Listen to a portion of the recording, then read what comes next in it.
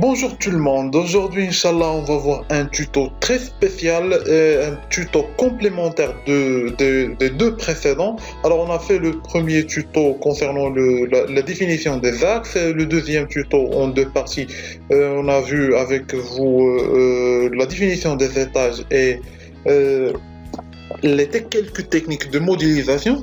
Alors aujourd'hui, on va voir quelques techniques un peu spéciales, un peu bizarres, des techniques qui sortent de l'ordinaire.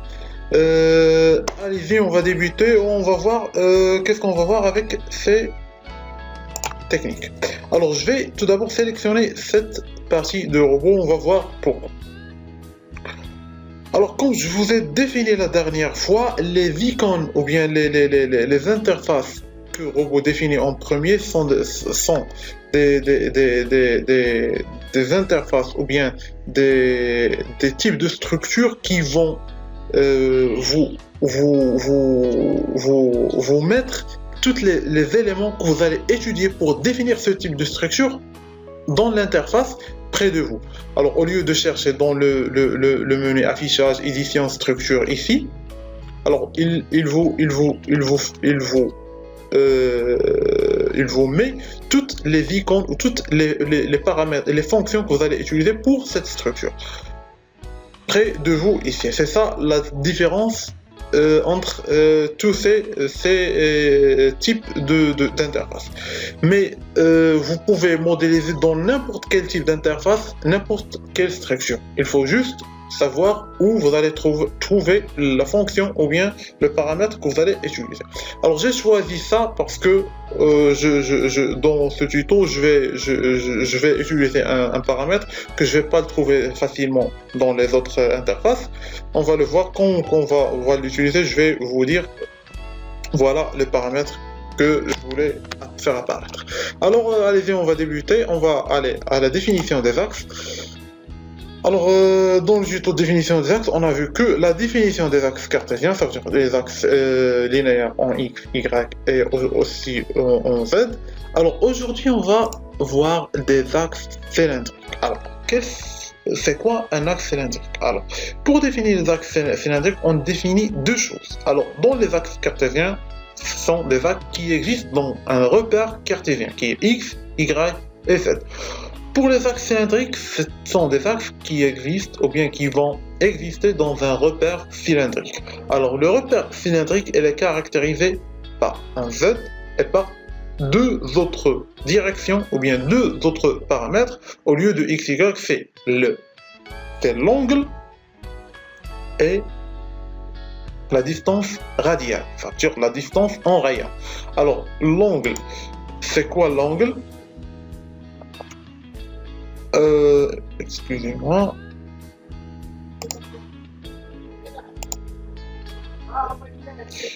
Alors, on a dit que un repère cylindrique, c'est caractérisé par une distance radiale et une angle. Alors, pour les distances radiales, je vais définir deux distances. On va les voir dans le schéma. Je vais les expliquer avec 3 mètres. Chaque distance, alors j'ai 0, 3 et 3, 6. Alors pour l'angle, je vais définir deux angles avec 45, 30 degrés, ajoute. Et pour Z, je vais définir un seul niveau à 3 mètres. Alors j'ai appliqué, alors ici j'ai pas l'affichage 3D, je peux l'afficher à partir de cette petite icône. J'ai le 3D ici, et voilà. Voilà comment ils sont les axes. Alors j'utilise les axes cylindriques lorsque j'ai une structure courbée. Une structure sous forme d'une courbe. Alors ça, je peux pas le réaliser avec les axes cartésiens. Il faut absolument chercher des axes courbé. Alors, ma distance radiale, c'est la distance entre ce point et ce point, j'ai 3 mètres. Et entre ce point et ce point, j'ai 3 mètres. L'axe Z, c'est entre ce point et ce point, j'ai 3 mètres. Et les angles, c'est entre cet axe et cet axe et cet axe. J'ai 30 degrés entre cet axe et 30 degrés. C'est 2 fois collé. Alors maintenant, je veux dessiner un voile courbé dans ce sens. Alors comment je vais faire? Alors je vais aller à cette petite icône ici, c'est l'icône objet, et je vais essayer de la positionner ici, et je sélectionne arc. Alors voilà, pour que je puisse définir arc, j'ai trois options. Soit je clique sur le centre de l'arc et deux points, le début, fin et le centre, le début, centre et fin.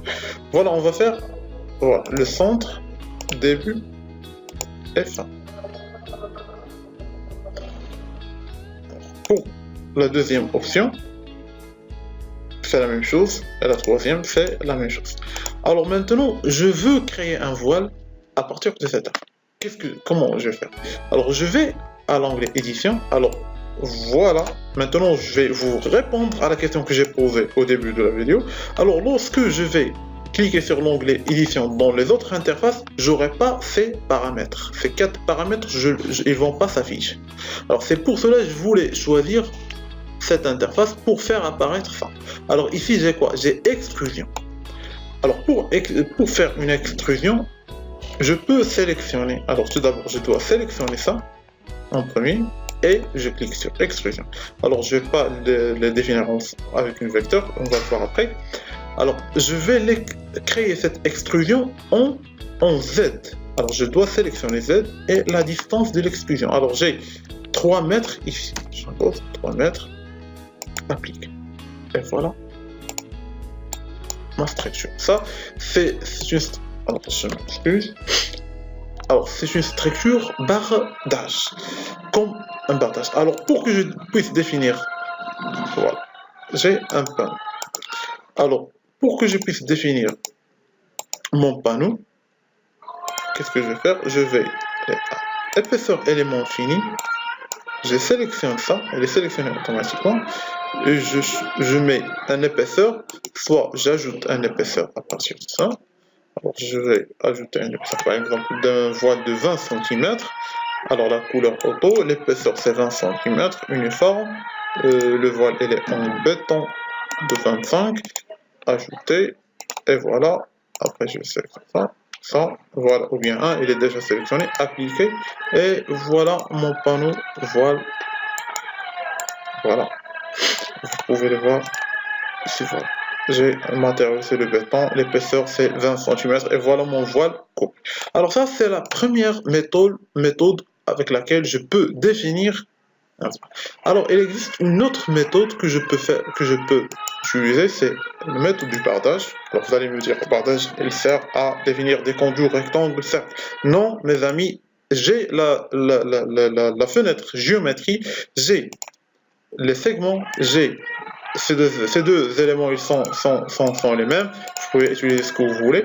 Alors, j'ai ça, arc, début, centre, fin. Mais méfiez-vous, mes amis, centre ici, c'est pas le centre, ça, c'est le centre de l'arc. Alors, si vous allez par exemple créer une arc ou bien un voile avec un arc de 60 degrés, il faut créer un axe intermédiaire qui va définir le centre pour que vous pouviez l'utiliser lorsque vous êtes en train de la définir avec un bardage. Alors, voyez, mes amis, alors je vais cliquer début ici, centre, et fin. Et voilà, l'arc, elle a été créée. Alors ici, je ne vais pas continuer avec ça. Je vais cocher segment pour qu'il va directement. Alors si je laisse l'arc, il va créer un arc ici. Après, je switch segment, ça, et ça, et une autre fois, je switch segment. Et il m'a créé un bardage. Et voilà mon bardage. Et je peux faire la même chose que j'ai fait tout à l'heure, épaisseur élément fini, mon bardage, je sélectionne mon bardage, appliquer, et voilà mon panneau créé avec. Alors, si vous voulez par exemple créer une planchée courbée, c'est la même chose, il faut créer les coordonnées cylindriques entre l'axe Z, X ou bien l'axe Z et Y suivant l'orientation de votre dalle courbée. Je souhaite que cette séance complémentaire a été bénéfique pour vous. Si vous avez des questions sur les méthodes de modélisation ou bien les techniques de modélisation, n'hésitez pas à les poser dans les commentaires. Je serai ravi à vous répondre. Merci mes amis et à une prochaine vidéo, Inch'Allah. Au revoir.